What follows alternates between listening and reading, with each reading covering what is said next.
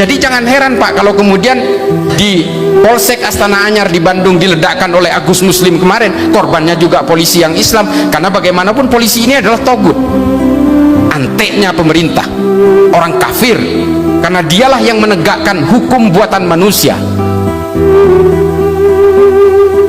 Nah, pola ini sama dengan Abdurrahman bin Muljam. Kenapa Sayyidina Ali juga dikafirkan? Dia mengkafirkan Sayyidina Ali karena Sayyidina Ali dianggap menggunakan undang-undang buatan manusia ketika menerima arbitrase tawaran damai dari Muawiyah bin Abu Sufyan. Kalau begitu Ali telah kafir karena dia tidak berhukum kepada Allah, karena dia sudah membuat hukum buatannya sendiri. Dia mau berdamai dengan bugot yang bernama Muawiyah. Nanti kelompok Khawarij ini akhirnya juga bergandengan tangan dengan Muawiyah ketika dengan kelompok Bani Umayyah ketika melakukan perang Zab dengan kelompok Bani Hashim. Serem Pak kalau bicara tentang politisasi agama. Orang Kristen juga kemudian terciptakan firqoh-firqoh juga di Arab. Gara-gara apa? Politik. Mengapa di Arab itu orang-orang Kristen yang tadinya hanya satu bagian entitas saja kemudian pecah menjadi Kristen Ortodok, Koptik, Yunani Ortodok, Maronit? Itu juga dimulai dengan perpecahan-perpecahan politik karena persoalan-persoalan kondisi kekuasaan. Hindu juga demikian, Buddha juga demikian, kelompok Katolik di Amerika Selatan. Saya juga sudah pernah ke Amerika Selatan. Mereka juga menunggangi agama untuk memecah belah masyarakat. Orang-orang Katolik Spanyol juga membantai orang-orang Yucatan, suku Inca, Maya yang hari ini hampir punah karena mereka menolak untuk masuk ke dalam agama mereka. Kalau sudah berhubungan dengan politik, semua agama akan mudah menjadi alat legitimasi berbagai aksi kekerasan. Oleh karena itulah jangan heran kemudian jika ada beberapa akademisi yang mengatakan bahwa Al-Qaeda juga diciptakan oleh Barat, ISIS juga diciptakan oleh Barat, Boko Haram diciptakan oleh Barat, Al-Shabaab juga diciptakan oleh Barat.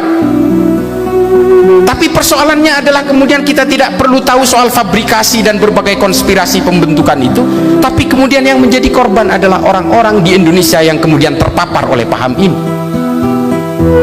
Dari sini kita bisa melihat bahwa urat utama, mainstream, arus utama dari berbagai gerakan kekerasan ini selalu berbasiskan al-wala wal bara yang diusung oleh Wahabisme.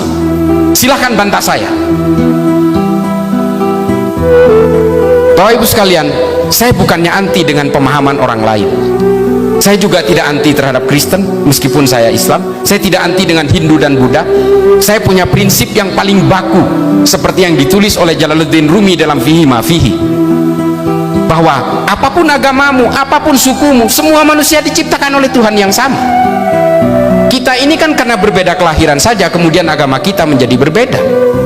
Saya lahir di Madura, bapak saya Islam, kakek saya Islam. Kalau saya lahir di Meksiko Pak, muka saya glowing dan saya Katolik. Makanya kemudian Habib Ali Al-Jufri menulis sebuah kitab yang sangat simpel, namanya Al-Insaniyah Qabla Tadayyun, Humanity Before Religiosity. Kenali dulu kemanusiaan sebelum kamu mengenal keimanan. Kalau kamu mengenal keimanan lebih dulu lalu kemudian kamu lalai mengenal kemanusiaan, maka kamu akan menjadi Tuhan-Tuhan kerdil dan kamu akan selalu menghakimi orang lain. Kita akan sibuk menghitung dosa orang lain. Ketika orang berbeda dengan saya kemudian saya menghakimi, kamu akan masuk neraka. Makanya kemudian kata Habib Ali Al-Jufri dikatakan kenali dulu kemanusiaan, bahwa kita ini semua bersaudara dalam kemanusiaan. Kita ini hanya persoalan beda kelahiran, sementara kelahiran itu juga bukan permintaan kita. Ini ditentukan oleh Allah kok.